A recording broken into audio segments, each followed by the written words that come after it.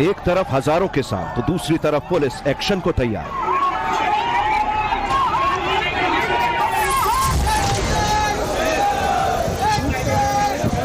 जय किसान के नारों के साथ किसानों ने दिल्ली की तरफ कूच किया।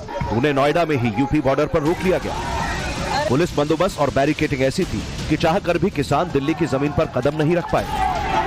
आप तस्वीर से अंदाजा लगा रहे होंगे कि कितनी सैकड़ों की संख्या में लोग इकट्ठा हुए हैं। दरअसल मैं आपको बता दूं, ये नोएडा ग्रेटर नोएडा के किसान हैं, कई किसान संगठन हैं और इस वक्त पुलिस के बैरिकेडिंग को तोड़ते हुए साफ तौर पर नजर आ रहे हैं। दरअसल आपको बता दें, ये किसान पिछले 2 महीने से नोएडा प्राधिकरण के बाहर, एनटीपीसी के बाहर धरना दे रहे थे अपनी मांगों को लेकर, क्योंकि इनका कहना है कि अथॉरिटी ने इनकी जमीन को एक्वायर किया, उसके बदले में 5%, 10% देने का वादा किया, लेकिन अभी तक नहीं मिला है। कई समय हो चुका है, कई साल हो चुके हैं। पुलिस के इस एक्शन का अंदेशा दिल्ली कूच कर रहे आंदोलनकारी किसानों को पहले से था। ऐसे में उन्होंने पुलिस के इस चक्रव्यूह को तोड़ने के लिए महिलाओं को हथियार बनाया और नोएडा से दिल्ली में एक और एंट्री पॉइंट चिल्ला बॉर्डर पर महिलाओं को आगे कर दिया, लेकिन पुलिस ने उनके कदम भी रोक दिए। यहाँ पर काफी संख्या में, सैकड़ों की संख्या में किसान संगठन इकट्ठा हुए हैं और दिल्ली की ओर के लिए कोशिश कर रहे हैं। पूरी तरीके से बैरिकेडिंग लगा दिया गया है और पूरी तरीके से पीएससी के साथ साथ पूरा भारी पुलिस बल तैनात है। नोएडा के ही सेक्टर 24 के बाहर भी किसानों का जमावड़ा लगा। ये किसान एनटीपीसी के विरोध में जमा हुए थे, लेकिन यहाँ भी पुलिस किसानों से पहले पहुंच गई।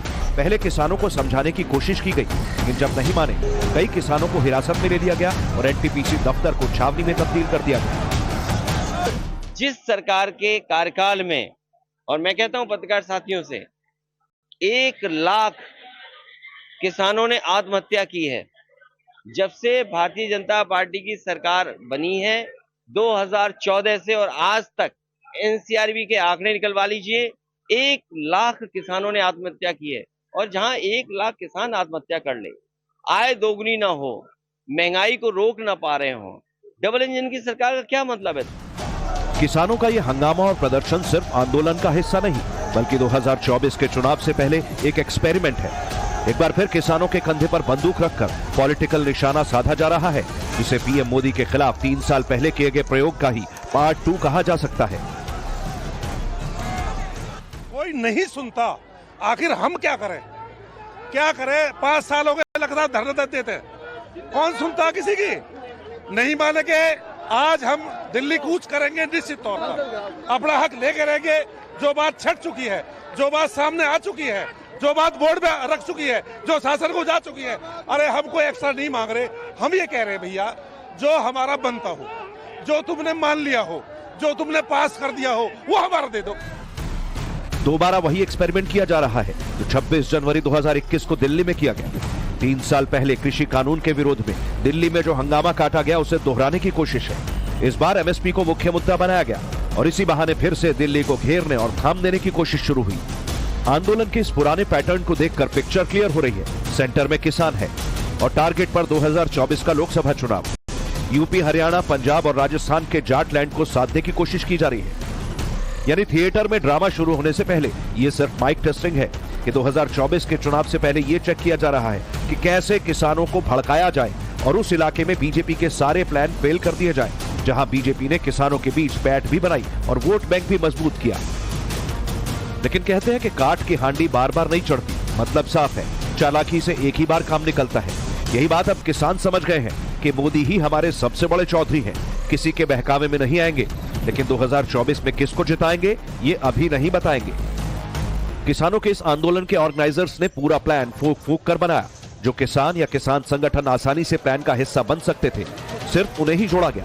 सरकार का विरोध करने के लिए चार्ट बनाया गया और आंदोलनकारी किसानों को रटाया गया। लेकिन इतना सब करने के बाद भी प्लान फेल हो जाने का खतरा मंडराने लगा।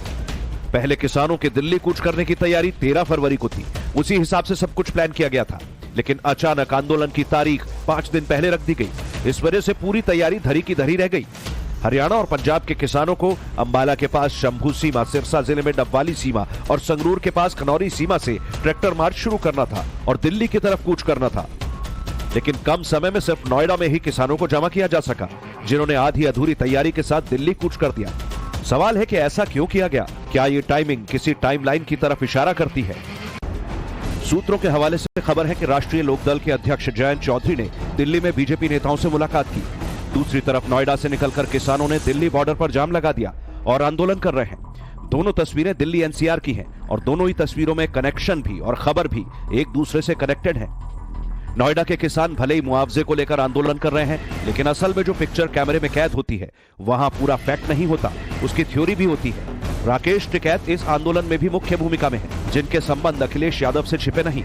और इसी टाइम जयंत को लेकर एक खबर आ रही है कि समाजवादी पार्टी का दामन छोड़ रहे हैं और बीजेपी का दामन थाम सकते हैं। इसे पॉलिटिक्स में टैक्टिक्स ऑफ प्रेशर कहा जाता है। भारतीय जनता पार्टी दलों को तोड़ना जानती है। भारतीय जनता पार्टी किसको कब लेना है वो जानती है। भारतीय जनता पार्टी ये भी जानती है कि कैसे बेईमानी करनी है। चंडीगढ़ में देखा है आपने किस तरह बेईमानी हुई है। भारतीय जनता पार्टी ये भी जानती है कि कब किसको खरीदना है। भारतीय जनता पार्टी यूं ही थोड़ी सबसे बड़े दल बन गया है। वो जानते हैं कि कब किसको कैसे क्या करना है, किसके पास ईडी भेजना है, किसके पास सीबीआई भेजनी है, किसके पास आईटी इनकम टैक्स का छापा मारना है और किस पत्रकार का कब मुंह बंद करना है, किस चैनल को क्या बजट देना है। अगर बजट नहीं दिया तो कंट्रोल कैसे आएगा? अखिलेश मान चुके हैं कि जयंत चौधरी अब उनके साथ नहीं है। यही वजह है कि पश्चिमी यूपी के किसानों का वोट बैंक खिसक जाने की खीज उनके बयानों में भी दिख रही है। लेकिन हम ये भी साफ कर दें कि किसानों के दिल्ली मार्च के पीछे आरएलडी या जयंत चौधरी का कोई हाथ नहीं है। कहने के लिए किसान यूपी के हैं, तादाद हजारों में है, इनमें महिलाएं भी हैं। लेकिन हैरानी की बात यह है कि एक आंदोलन का हिस्सा बताए जा रहे इन सभी किसानों की मांग अलग अलग है। कोई किसान ग्रेटर नोएडा अथॉरिटी के खिलाफ है, महीनों से धरने पर बैठा था और मुआवजे की मांग कर रहा है। तो कोई किसान एनटीपीसी से नाराज है। एमएसपी के मुद्दे के बारे में तो कई किसानों को पता ही नहीं था। दरअसल ये सारा एक्सपेरिमेंट 2024 में होने वाले लोकसभा चुनाव में सीटों के लिए हो रहा है। अब अगर किसानों के इस आंदोलन को बड़े कैनवस पर देखें तो ये जाट लैंड पर दबदबे की लड़ाई है, जो सिर्फ यूपी तक सीमित नहीं बल्कि उत्तर प्रदेश के साथ पंजाब, हरियाणा, राजस्थान और दिल्ली की इन 50 सीटों को प्रभावित करेगी, जहां जाटों का दबदबा है और इन सीटों का रुख यहां के जाट तय करते हैं। अब आंदोलन कर रहे किसानों की मांग की भी बात करते हैं। नोएडा में किसान बढ़ा हुआ मुआवजा मांग रहे हैं। एनटीपीसी में मुआवजे की एक नीति बनाने की बात कर रहे हैं। नौकरी देने का वादा पूरा करने की मांग है। अंसल बिल्डर ने मुआवजा नहीं दिया, उसे भी दिया जाना चाहिए। एमएसपी गारंटी कानून लागू किए जाने की मांग कर रहे हैं। 3 साल पहले जब किसानों ने 26 जनवरी 2021 को आंदोलन किया था, वो तस्वीर आप भूले नहीं होंगे, ना ही देश भूला है। किसान इसी तरह अपनी मांग को लेकर दिल्ली के लाल किले तक पहुंच गए और पूरे देश को शर्मसार किया। लेकिन इसके जवाब में मोदी सरकार ने क्या किया? किसानों की मांग मानते हुए कृषि कानून वापस लिया, किसानों पर दर्ज केस वापस लिए, योजनाएं चलाई, साथ ही कृषि और किसानों के हक में हर वो काम किया जो 2024 में गेम चेंजर साबित होगा। Bureau report, times now Bharat.